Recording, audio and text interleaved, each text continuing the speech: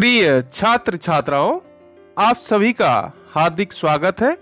अच्छी हिंदी कैसे सीखें, इसके अंतर्गत आज हम की में अंतर, ई में अंतर तथा ए और ये में अंतर के विषय में चर्चा करेंगे।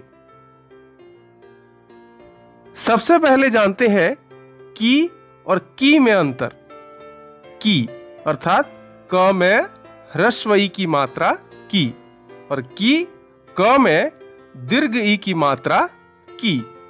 दोनों का उच्चारण प्रायतः समान होता है, जिसके कारण लिखते समय हम गलतियां करते हैं। की अर्थात क में ह्रस्व ई की मात्रा क्रिया के बाद ही आता है और दो वाक्यों को जोड़ता है, अर्थात यह संयोजक का काम करता है। जैसे सीता ने कहा कि मेहनत करो, सफलता मिलेगी। की अर्थात क में दीर्घ ई की मात्रा संज्ञा तथा सर्वनाम के बाद आने वाले शब्द के पहले की का प्रयोग होता है। यह दोनों शब्दों को जोड़ने और उनके बीच संबंध स्थापित करने का काम करता है। की के बाद हमेशा स्त्रीलिंग शब्द का ही प्रयोग होता है, वह चाहे एक वचन हो चाहे बहुवचन शब्द हो। जैसे राम की किताब, मोहन की किताबें इत्यादि। ध्यान दें, दोनों का प्रयोग एक ही वाक्य में किस प्रकार होता है। राम ने कहा कि सीता की गाड़ी खराब है। पहला वाक्य राम ने कहा, दूसरा वाक्य सीता की गाड़ी खराब है। यहाँ की अर्थात क में ह्रस्व ई दोनों वाक्यों को जोड़ने का काम कर रहा है और की अर्थात क में दीर्घ ई दो संज्ञाओं के बीच संबंध बनाता है, जैसे सीता की गाड़ी। की विभक्ति का प्रयोग संज्ञा से हटाकर किया जाता है और सर्वनाम से सटाकर या मिलाकर किया जाता है। जैसे राम की किताब और सर्वनाम में आपकी किताब। की का प्रयोग हम भूतकाल में करते हैं, अर्थात भूतकाल में करना क्रिया का स्त्रीलिंग रूप की है। जैसे मैंने कल पढ़ाई की, राम ने बहुत मेहनत की।